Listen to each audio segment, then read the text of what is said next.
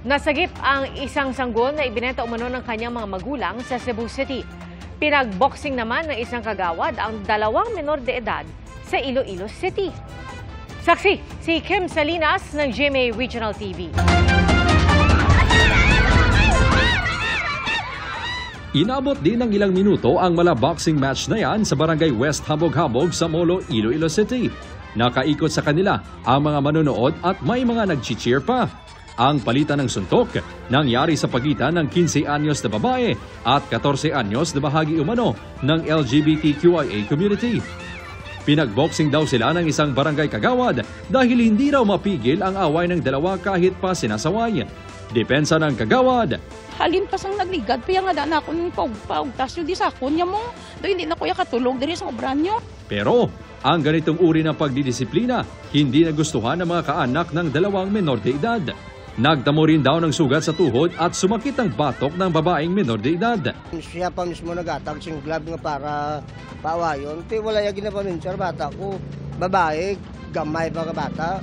Tapos ang kontra lalaki. Nakibot lang ko nga amot ko bala. Bako tama na magaripire dito nga may mga edad-edad naman eh. Siyempre naakig ka man eh. Kapangayo man ko sang pasensya ako nakasalagid man ko. Wala na kumahimo kaya ara na. Pinatawag ng punong barangay ang kagawad at pinagsabihan na huwag nang ulitin ang ginawa. Ang 2 bata naman sasailalim sa rehabilitative counseling. Inihahanda na ang reklamong trafficking in person laban sa magulang na nagbenta umano ng anak na sanggol sa Cebu City. Nabisto raw ang ginawa nila ng aksidente itong makwento ng isa sa kanilang anak sa kanyang kalaro. Mumagod ang mga anak sa ismusulti nga. Inig out daw sa ilang mama sa hospital kay nanganak daw. Nana daw sila cellphone kay ilak. Mabaligya ako ng 20,000 ng iyang manghod niya. Foreigner daw ang mupalit. Mo isulti sa mga bata. Sa ikaduha na niyang pagbaligya kay ang ika-7th niyang baby na baligya man dyan. Ayon sa pulisya, lumabas sa kanilang investigasyon na 2nd beses na itong ginawa ng ina. Ayon sa middleman, ibinenta ang sanggol sa halagang 57,000 pesos. 30,000 pesos ang napunta sa ina. Tinutukoy na ng mga otoridad ang buyer. It's quite an unfortunate and very saddening story indeed.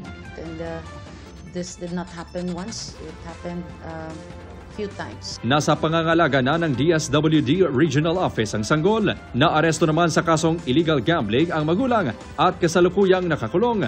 Habang ang mga naiwang anak, pansamantalang nasa pangangalaga ng mga kamag-anak sa supervision ng CSWS. Para sa GMA Integrated News, ako si Kim Salinas ng GMA Regional TV, ang inyong saksi.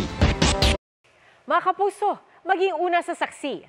Mag-subscribe sa GMA Integrated News sa YouTube para sa iba't ibang balita.